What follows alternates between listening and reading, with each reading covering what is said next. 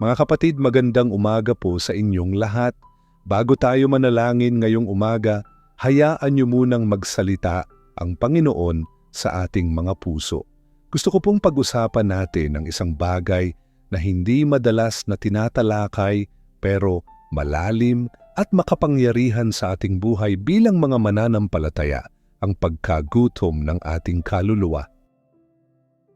Hindi po ito yung klase ng gutom na nararamdaman natin tuwing tanghali o kapag naamoy natin ang paborito nating ulam.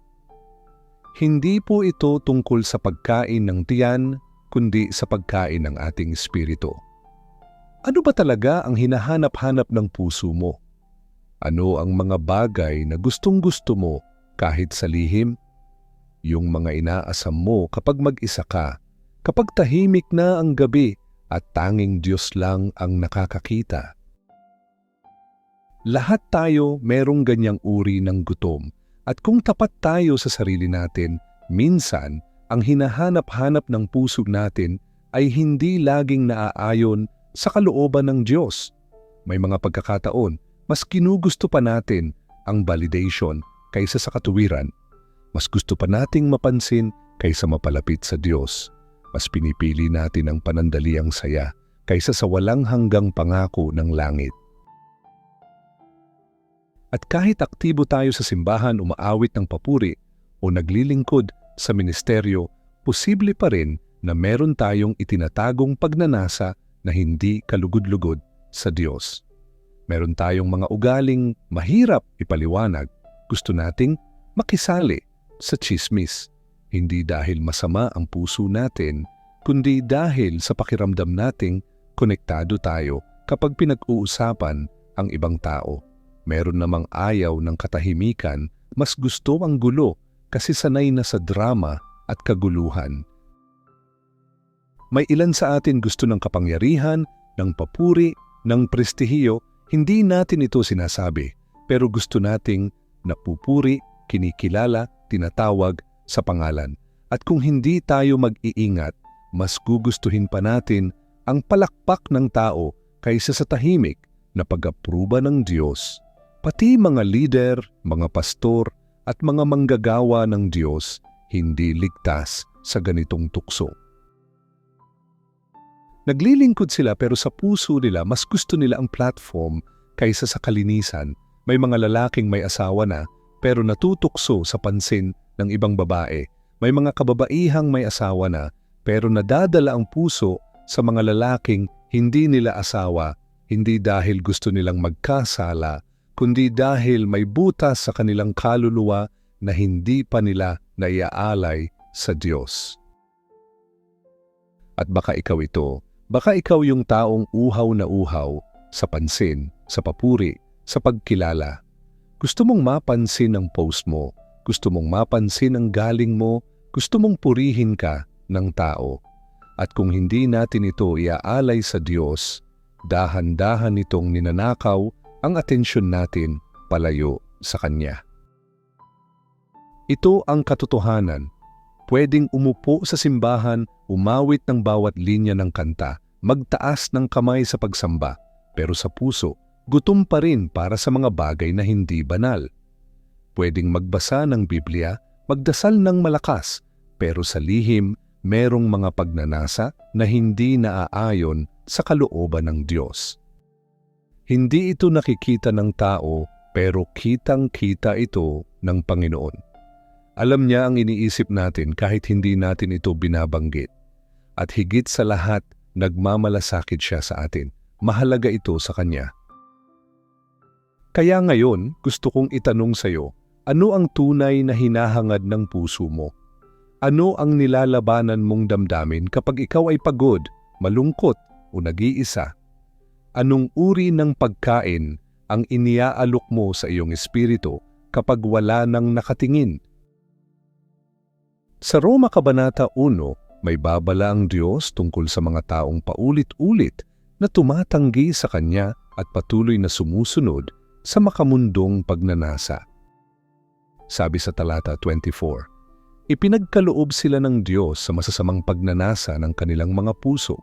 Sa talata 26, ipinagkaloob sila sa kahiyahiyang pagnanasa. At sa mga sumunod na talata sinasabi na naging puno ang puso nila ng kasakiman, galit, paninira, kapalaluan at kahalayan. Ang nakakatakot pa, hindi na nila nilalabanan ang kasalanan, pati iba, hinihikayat pa nilang gumawa ng masama. Mga kapatid, ito ang panganib ng isang gutom na hindi natin hinaharap. Kapag mas pinili natin ang sarili nating pagnanasa kaysa sa Diyos, minsan hinahayaan niya tayong makuha ito. Hindi dahil hindi niya tayo mahal, kundi dahil paulit-ulit natin siyang tinanggihan. Hindi siya namimilit. Puno siya ng habag, pero iginagalang niya ang ating mga desisyon. Pero kapatid, ito ay hindi isang mensahe ng paghatol.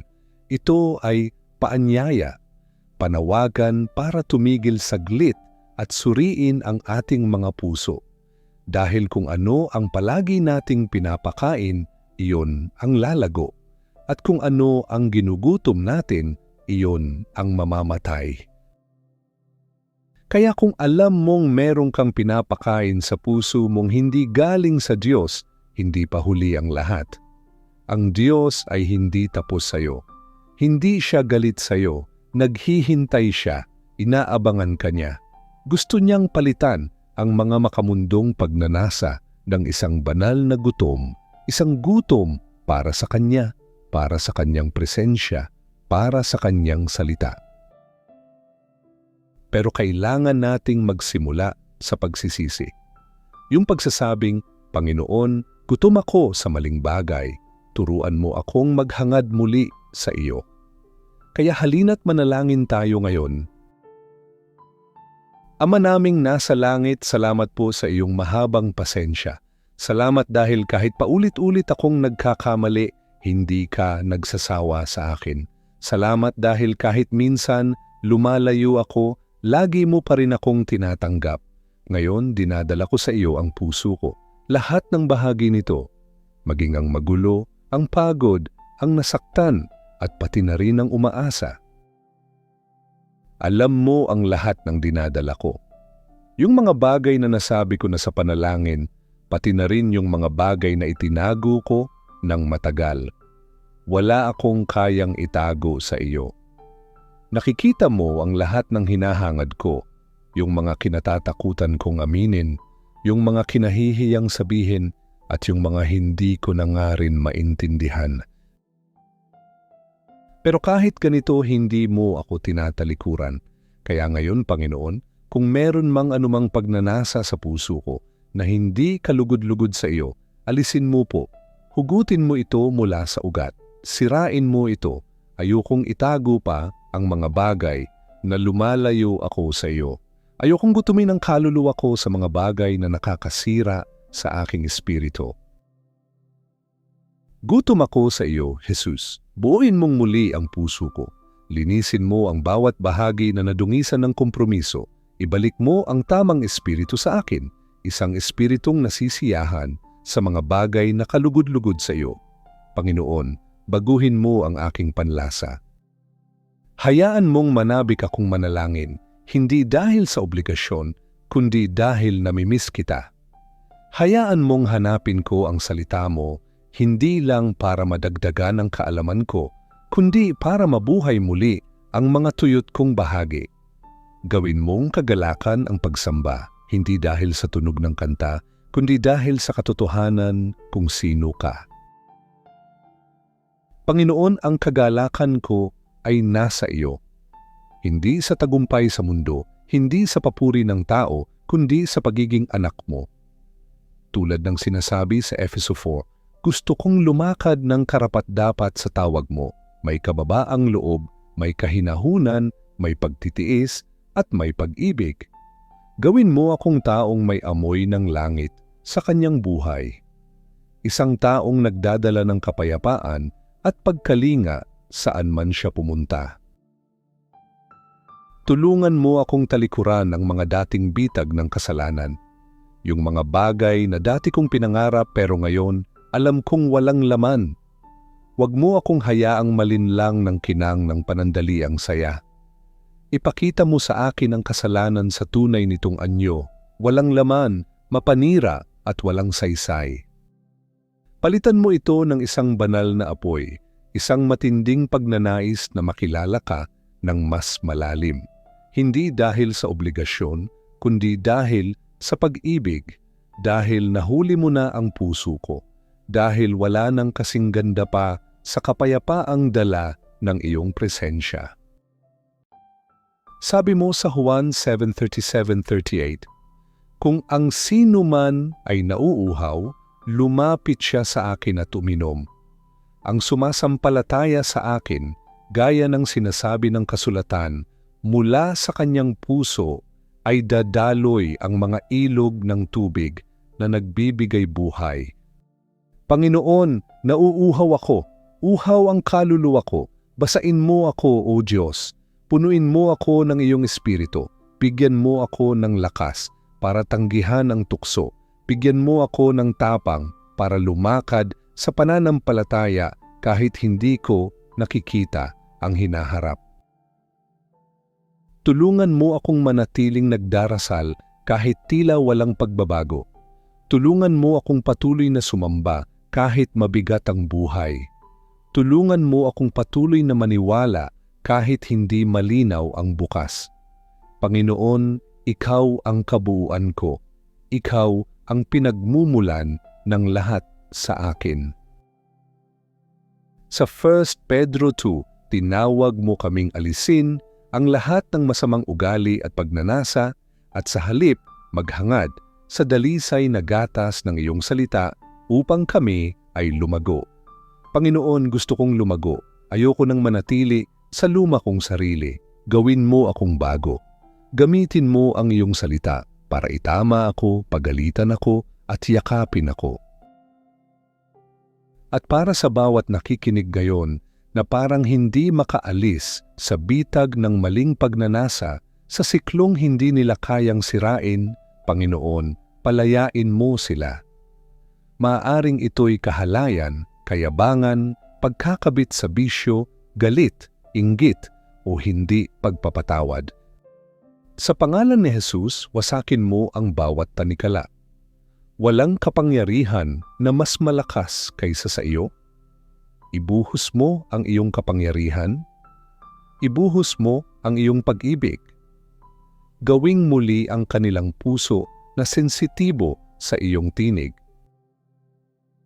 At kapag sila'y bumalik, Panginoon, salubungin mo sila. Yakapin mo sila. Balutin mo sila ng biyaya. Ibalik mo ang nawala.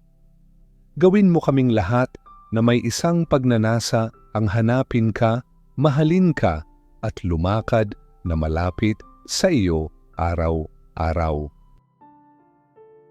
Salamat Panginoon sa iyong habag. Salamat sa iyong kabutihan. Salamat sa iyong presensya. Naway ang lahat ng aming sasabihin at gagawin ay magbigay ng kaluwalhatian sa iyong pangalan. Sa makapangyarihang pangalan ni Jesus, tayo ay nananalangin. Amen. Kung ang panalangin ito ay tumama sa puso mo, i-type mo ang Amen bilang tanda ng pananampalataya. At kung kailangan mo ng panalangin, huwag kang mahiyang magkomento. Kami po ay handang ipanalangin ka. Naway ang biyaya at kapayapaan ng ating Panginoong Hesukristo ay sumainyo palagi.